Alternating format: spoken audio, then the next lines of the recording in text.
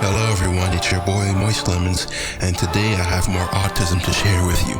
Today I will be talking about why every single member of the Straw Hat Pirates are complete menaces to society and would absolutely be put into maximum security prisons in real life. Let's stop wasting time and start. Stop! Like every One Piece video in existence, we got to talk about Monkey Nigga D. Goofy.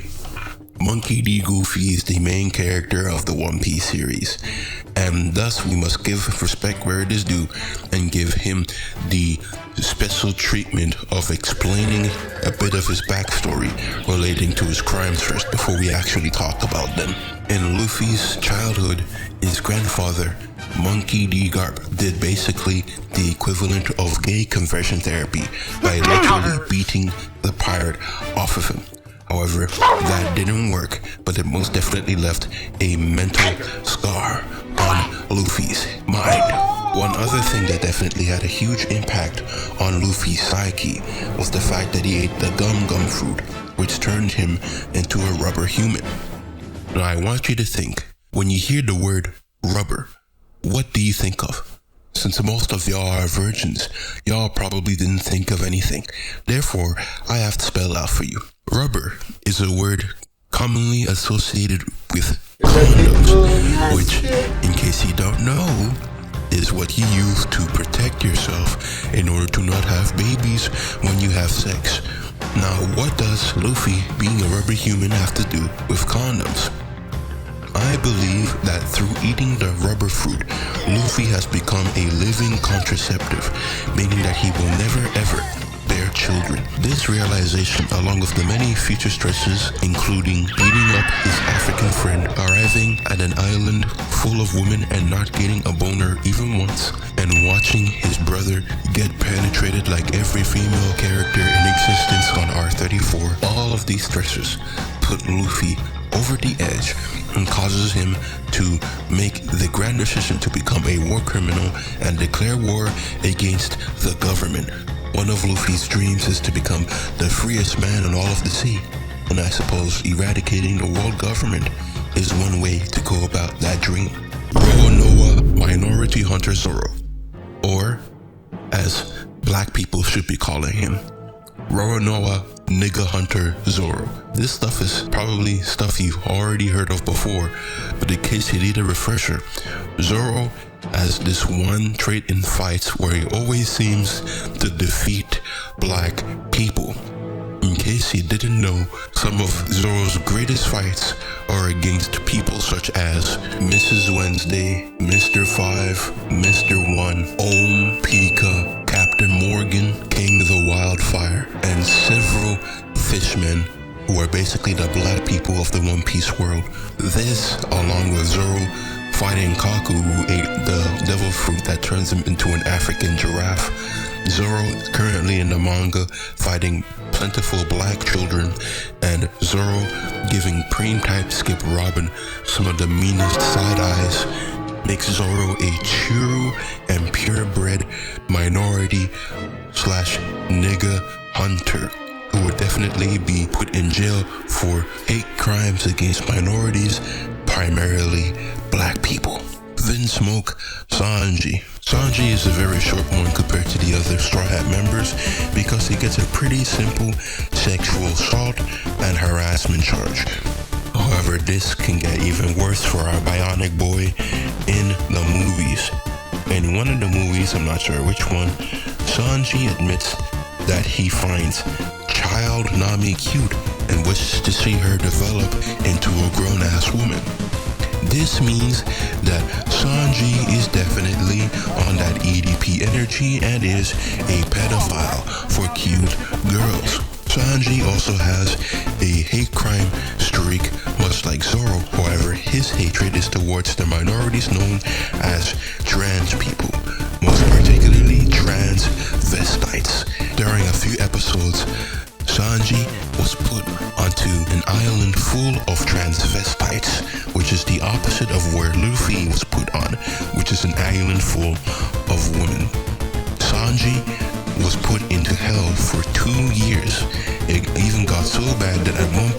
Sanji himself turned into a transvestite. It seems that Sanji's hatred towards trans people is so great that at the mere sight of a man trying to dress up as a woman, Sanji goes berserk.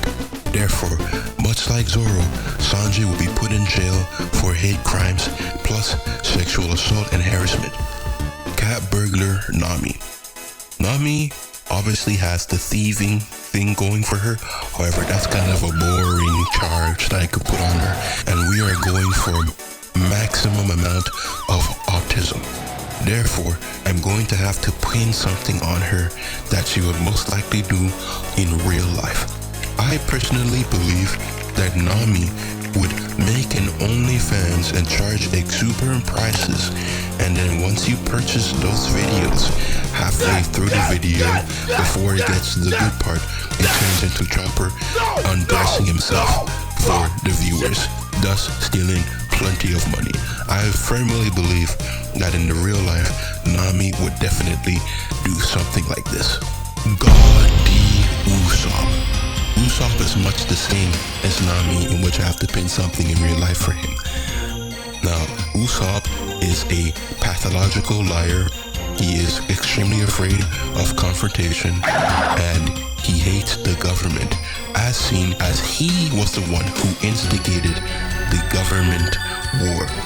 These are all traits a Discord user should have, and I firmly believe that Usopp would definitely be the leader of the Thug Seeker Central Discord, which was caught leaking important government documents.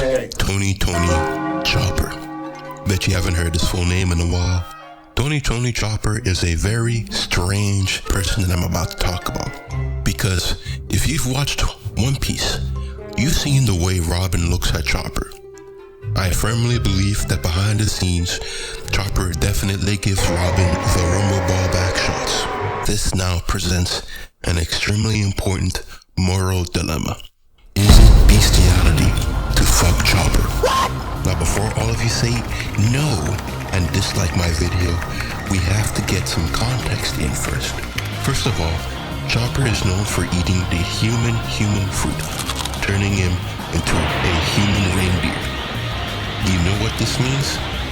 This means that Chopper pretty much has a human penis.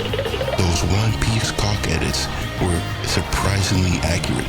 Another thing that is also important is that sperm is species specific, meaning that a crazy white girl who ends up fucking their dog will not give birth to dog-human hybrids. Thank the Lord. Also, on a side note, do not let white girls near your dogs. There is a 45% chance they will fuck them. Getting back on track, however, because Chopper has a human penis, this also means Chopper has human sperm. Meaning if Chopper fucks you, you will 100% birth viable human children. With this context, I now ask you, is it bestiality to fuck Chopper? My stance on it is still yes. However, I want you guys to put your input in. And if you do not think it is bestiality, do you want to fuck Chopper? I'm not asking the furries this question because I know the answer is yes. I'm asking the normal people, or at least the slightly less autistic people. Anyways, moving on to the next character, Cutty Flam, also known as Frankie. Frankie obviously has the indecent exposure charge going for him, considering that at every point in his life that we see him in the anime, he is wearing a thong. However, it gets even worse for Frankie, considering that Frankie would most likely be charged with both harboring and building weapons of mass destruction, considering that his master is the one who made the boat for Goldie Roger. And considering the fact that Frankie at one point had the plans to ancient weapon Pluton and most likely knew how to make it, this makes Frankie a certified terrorist. First son of the sea, Jinbei. I'm gonna keep it a buck with you. I believe Jinbei has done absolutely nothing wrong. In fact, Jinbei has been the one who's been wronged for many years. Jinbei is a member of the Fishman race, who are basically the black people of the One Piece world. he has received the meanest side eyes from both Zoro and Sanji. So he definitely has had some trouble growing up. But I believe that he is charge-free. Devil Child, Nico Robin. Aside from the bestiality charge that she would be most likely given from fucking Chopper, I don't think there's anything I can put on her that would put her in jail. However, I believe rather than in jail, Robin belongs in a mental asylum considering the fact that she is a complete psychopath. Robin's humor is some of the darkest in the entire cast, and in the pre-time skipped, aside from pretty much everything after Water 7, she's always seen basically smiling. What the fuck are you smiling for, bitch? God damn, she crazy as fuck. Also, she changes skin colors during a time skip. Who the fuck does that? A psychopath does. Meaning that Robin would most likely be put inside a mental asylum and be put on Ritalin. Soul King Brook. He's kinda the same as Sanji, in which he would get charged for sexual assault and sexual harassment, as he constantly asks every female character he perceives to see their panties. However, here's the sad thing about Brook.